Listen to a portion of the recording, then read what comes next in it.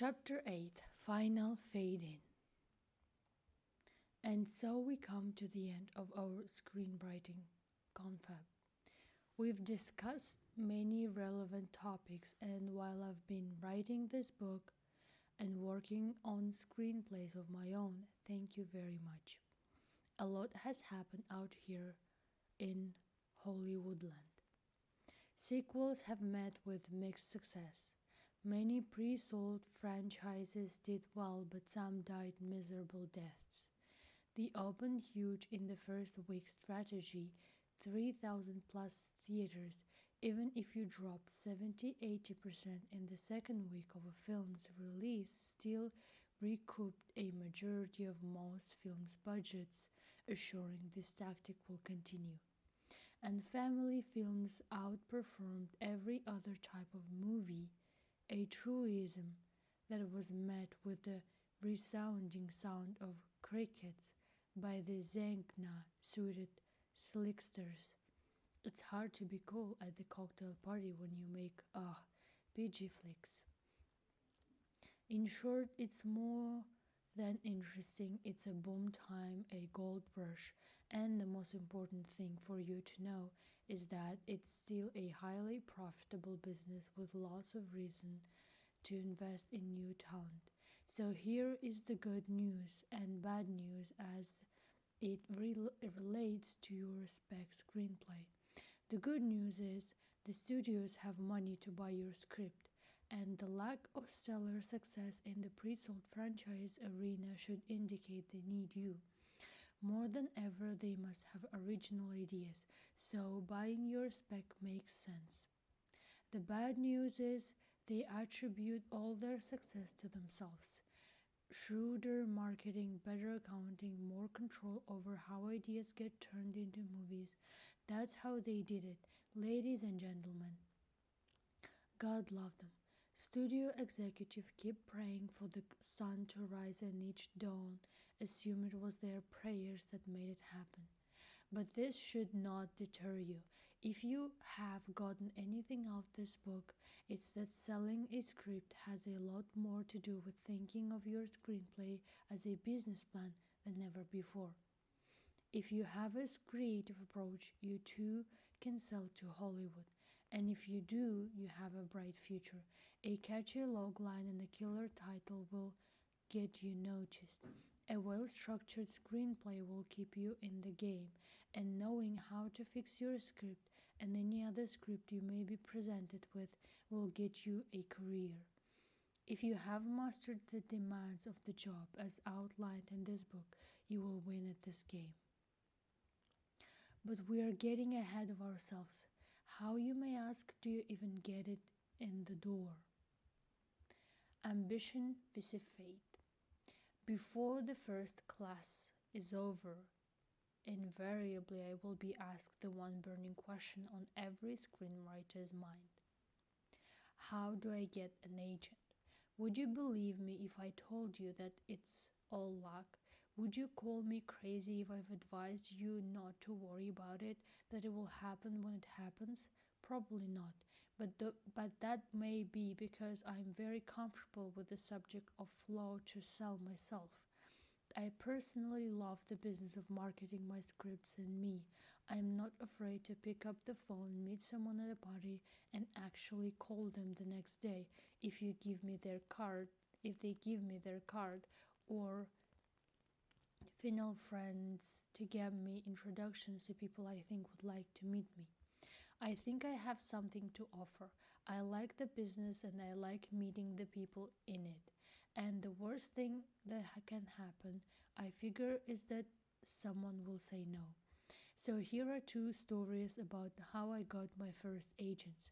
One is a demonstration of ambition, one an example of fate. I got my first agent by sheer pluck.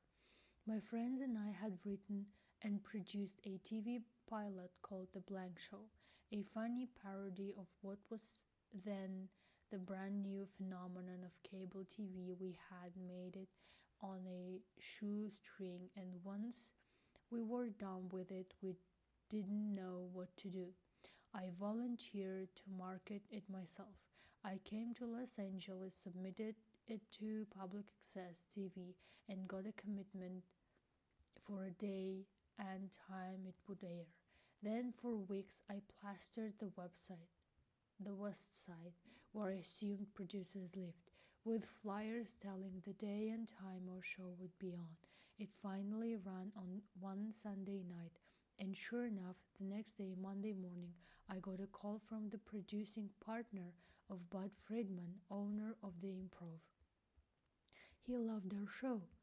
Would my friends and I be interested in being represented?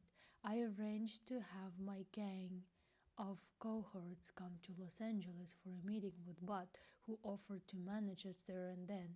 A little luck and ambition had gotten us noticed, and while our comedy troupe eventually broke up, I have maintained my friendship with Bud Friedman to this day.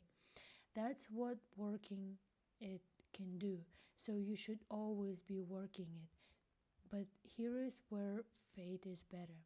My next agent, and the best one I ever had, I met through circumstances that were much more serendipitous. On a break from my duties as a production assistant for a sitcom called Teacher Only at NBC, I decided to go home to Santa Barbara for the weekend. And even though I was tired from the drive, I was restless. I decided to go to a local club to get a drink and hopefully meet girls. I did. I met a girl I was smitten with one side, and who eventually became my girlfriend. No, she wasn't an agent, but her best friend wanted to be one.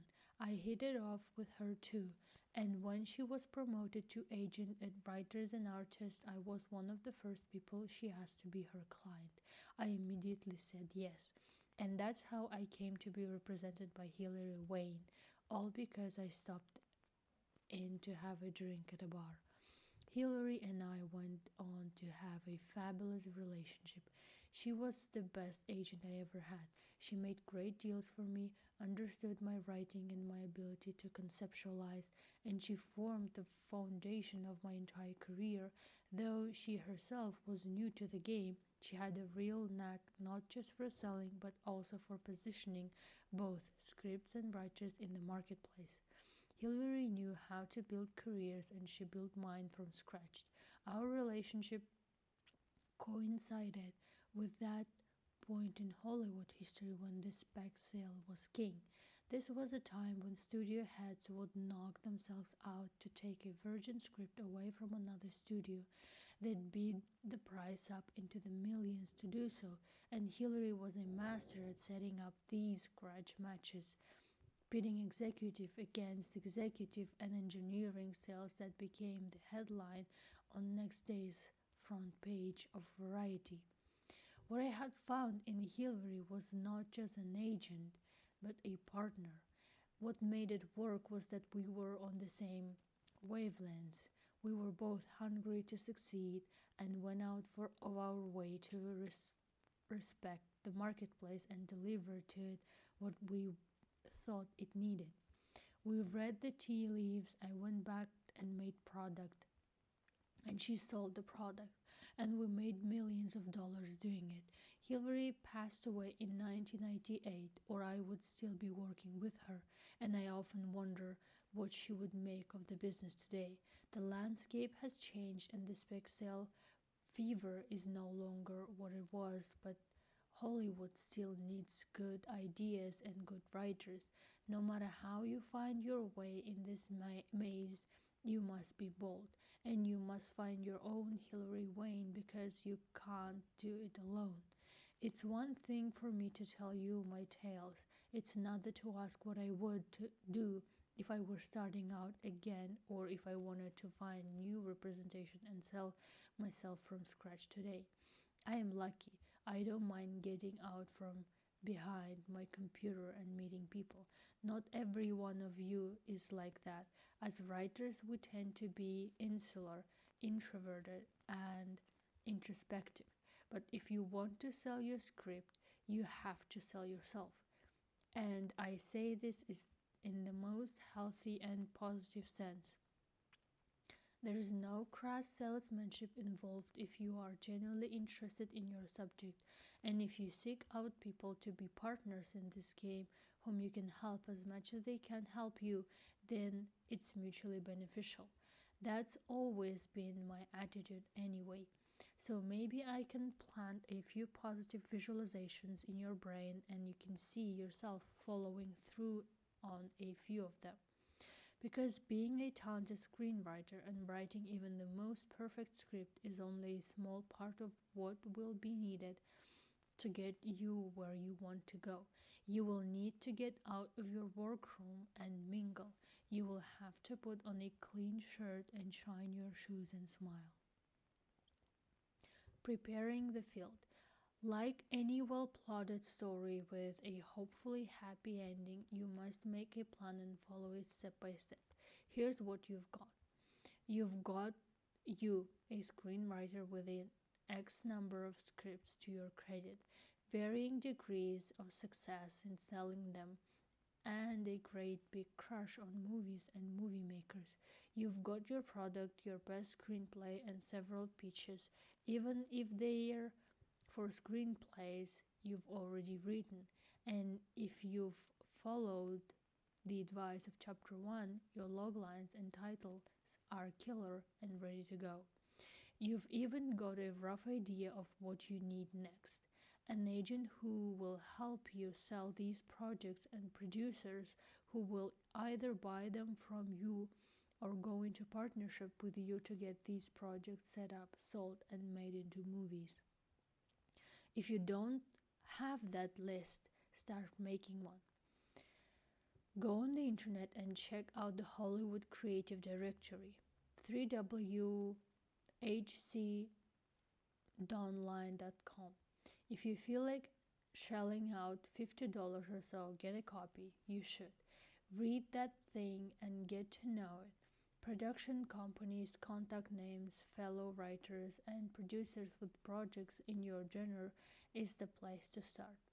Likewise, pick up a copy of HCD Talent Agency Directory and make a similar list.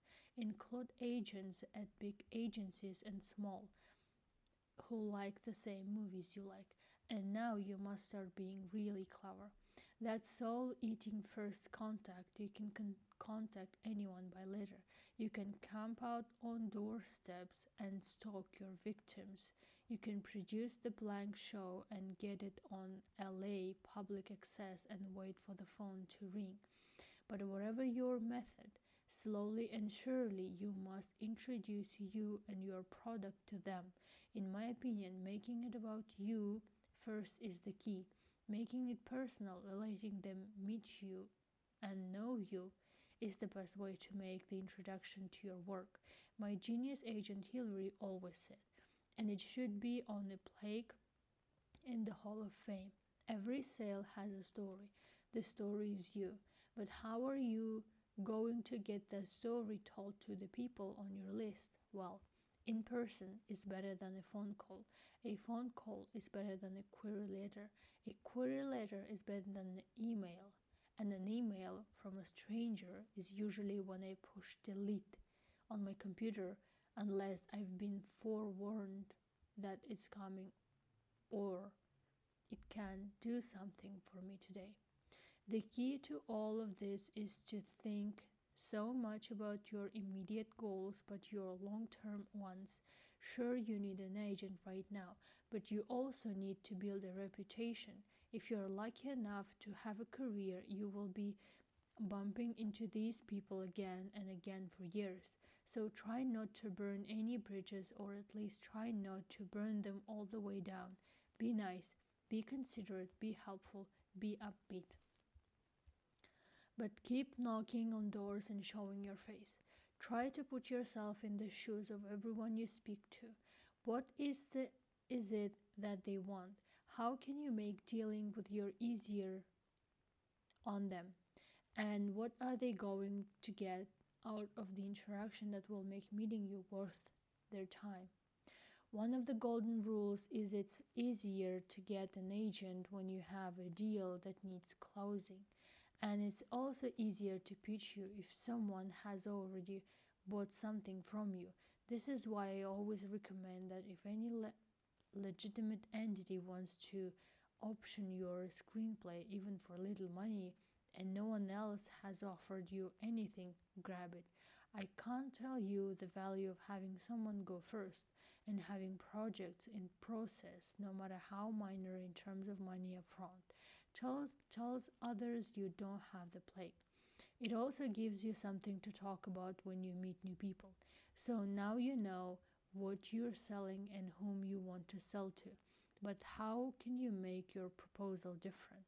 How can you catch the eye of someone who gets proposal all the time?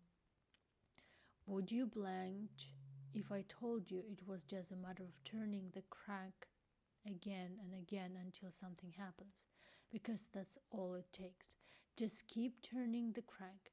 Any inroad, any one at all, is a gigantic leap forward. And while you may not get an agent right away or make a sale right away, you're making progress every time you write a query letter, pick up the phone, or meet someone for coffee. Here are a few signs that you are making progress in marketing you. An agent or producer says your project is not for him, but to keep him in mind for future scripts. You talk to an agent or producer that you like. This is a sign, fellow pilgrims. It's just as important for you to feel chemistry with him as he's feeling chemistry with you. You've identified someone you will want to get in touch with again, even if it's no now. You have whittled a list of 50 possibles down to 3 maybes. Those 47 no's had to be gotten through. Every no is one step closer to a yes, but by God, you did the work. The yes is that much nearer. You get a referral. Everyone you contact must be asked this question at some point in the process of saying no. Is there anyone else you can recommend that I contact about my career? Referrals are gold, and everyone I know is thrilled to oblige with one. Believe it or not, people want to help you succeed. Networking.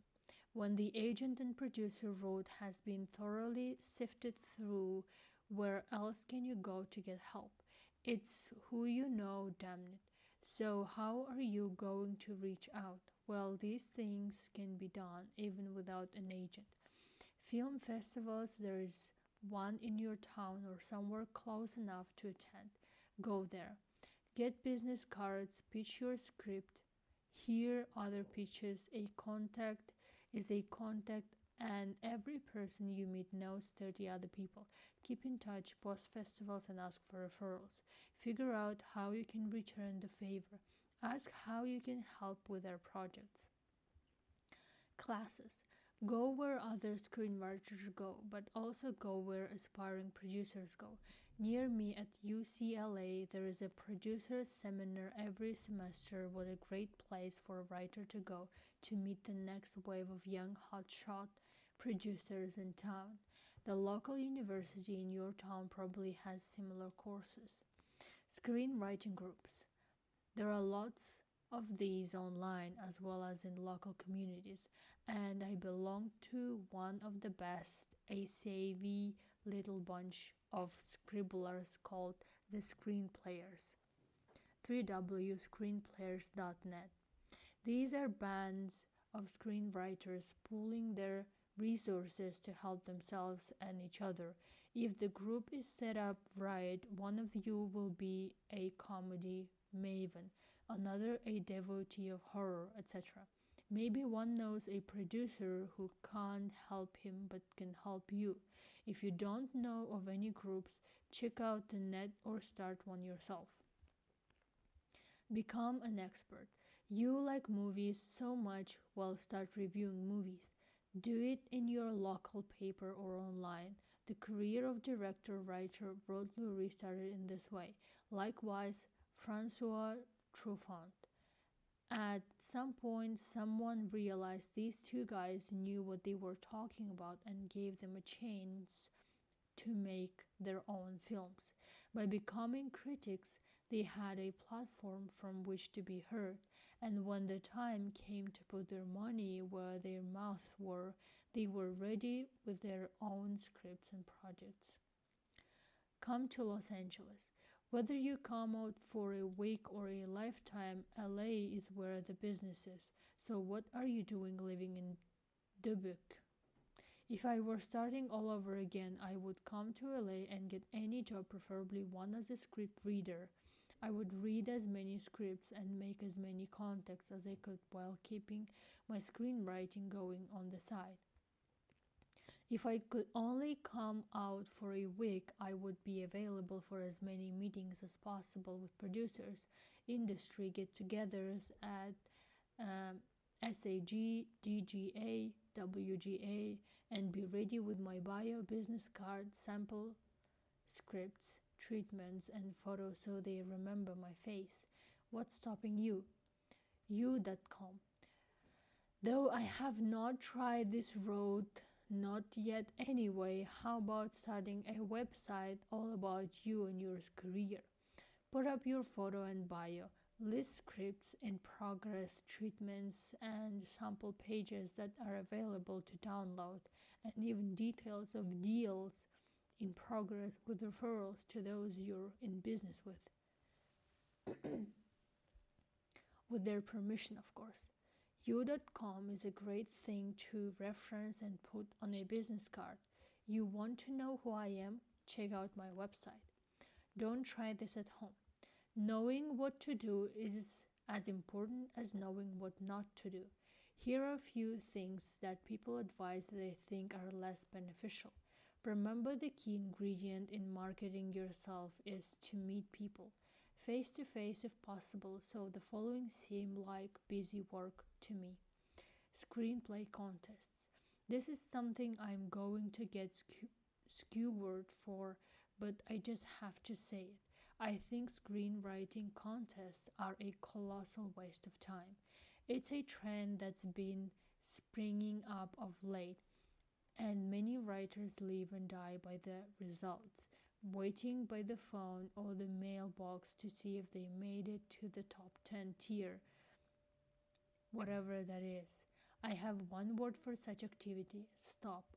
It means just about zero to any agent or producer with anything real going on. It's nice if you like contests. To me, it's an echo chamber. Do they give you any money for these contests? Are they going to make your film with an A-list cast? No. I haven't seen one script for one contest can turn into a Tom Cruise movie. Have you? And we are here to sell our scripts to the likes of B.O. stars like him. Are we together on this? Good. On the other hand, there are some contests that sponsor panels of experts who have actually sold to or work for the majors. These professionals can offer invaluable learning and networking opportunities. So if you must enter a contest, if you have a job to do, first read carefully, ask questions, seek out the legitimate, the ones with high-level pros who will be available at panels and or seminars. If they're not associated with the contest, you shouldn't be either. Stupid screenwriters' tricks. However clever we think we are, sometimes we go too far in our enthusiasm. We are creative people and think everyone will get it. Well, they don't. Stunts don't work. Lame attempts to get attention don't work. Here are some others don'ts. Don't package yourself in a big crate and mail yourself to William Morris. Don't take out a full-page advertisement in Variety with your picture and phone number with the slogan, "We'll write for food." Don't have your picture taken with a cut-out photo of your favorite movie star and sent to him autographed with the phrase, "We should be in business together, and whatever you do, don't threaten to leap off the Hollywood sign as leverage to get someone to read your screenplay." It's been done, babe. It's been done. Some marketing hits and misses. I would be remiss in my advice on how to sell yourself and your screenplay if I didn't give your examples of things that I've done. Some worked and some didn't. And get my screenplay sold. I have tried it all. Take these for what they are worth and try them at your peril.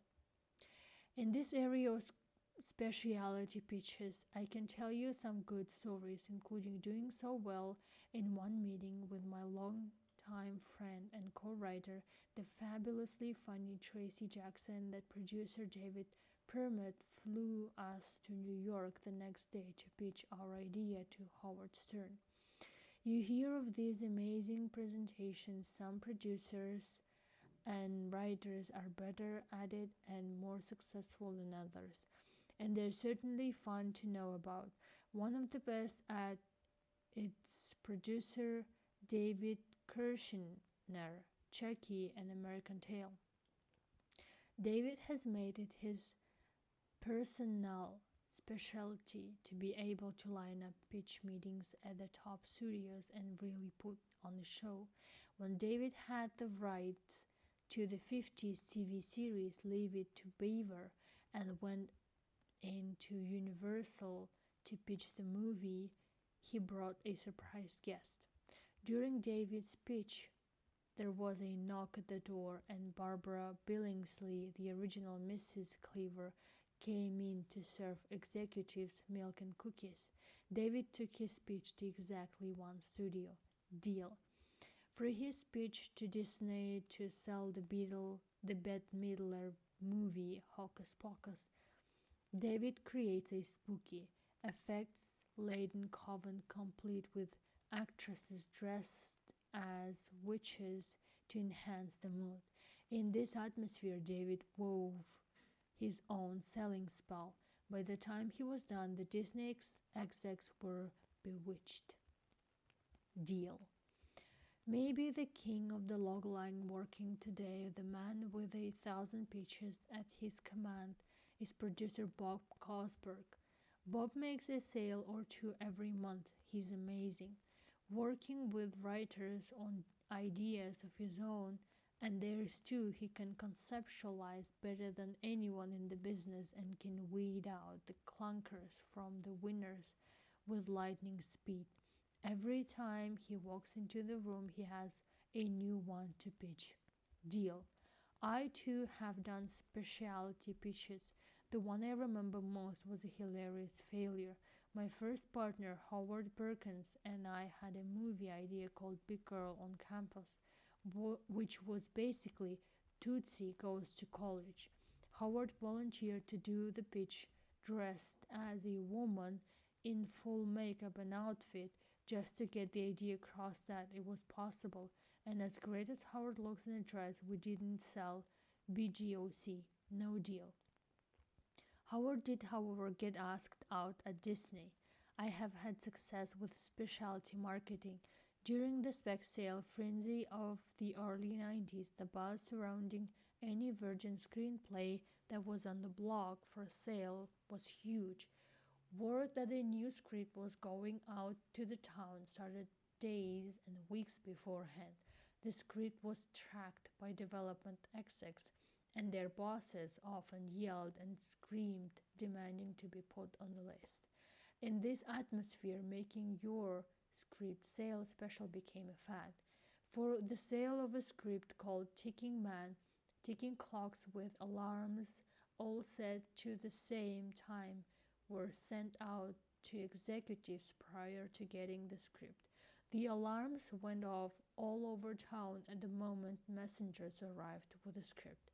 Talk about building and paying off tension. The Nuclear Family Script Containment Unit, 1992.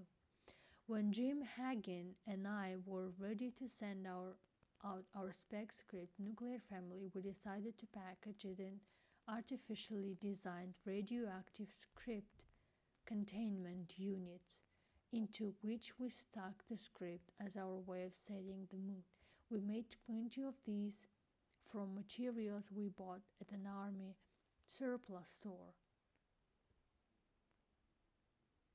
Only the most special producers were on the list to get one. After clearing the special delivery with the security gate at every studio, these things looked so much like a bomb we didn't want any false red alerts. The send out was coordinated by our agent Hillary as messengers delivered our script containment units in a flurry of activity all over town. By the time the day was over, Jeffrey Katzenberg at Disney and Steven Spielberg at Amblin had personally gotten on the phone to make a bid.